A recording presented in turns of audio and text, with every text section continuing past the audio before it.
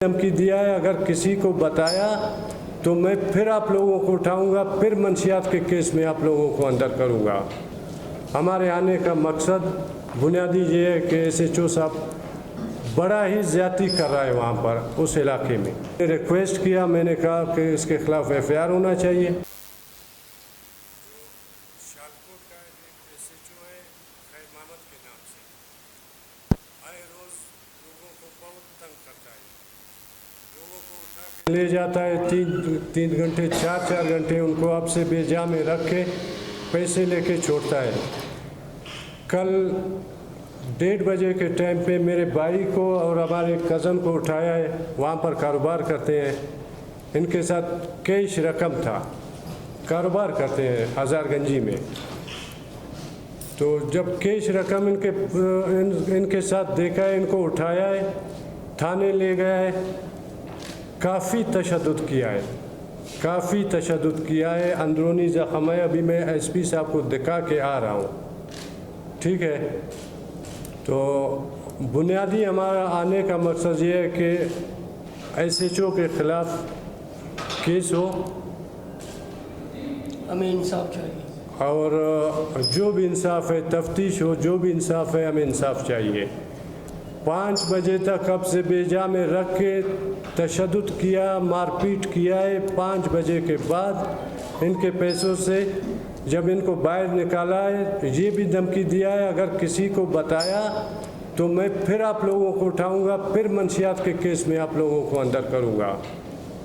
और जब ये बाहर निकले, पैसे गिने, इनके पैसों से 40,000 रुपये भी कम थे।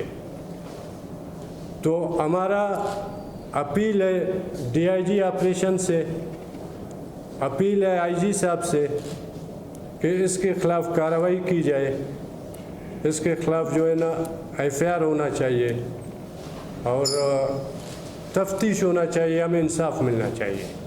हमारे आने का मकसद बुनियादी ये है कि SHO साहब बड़ा ही ज़्यादती कर रहा है वहाँ पर उस इलाके में।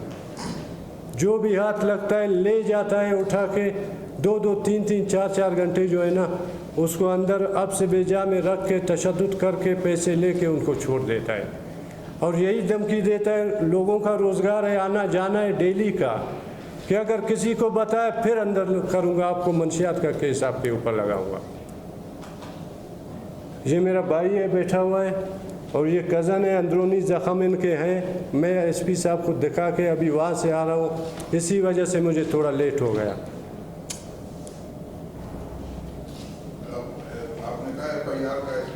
जी बिल्कुल, मैंने दरख्वास्त दे दिया SP साहब को, मैंने रिक्वेस्ट किया, मैंने कहा कि इसके ख़िलाफ़ FIR होना चाहिए।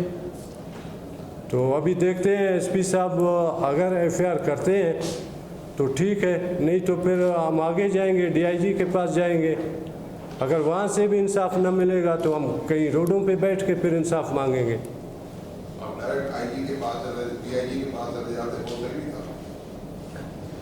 तो यहाँ SP साहब से के फिर आगे जाना होगा ना, हमें तो ये बताया गया है ना।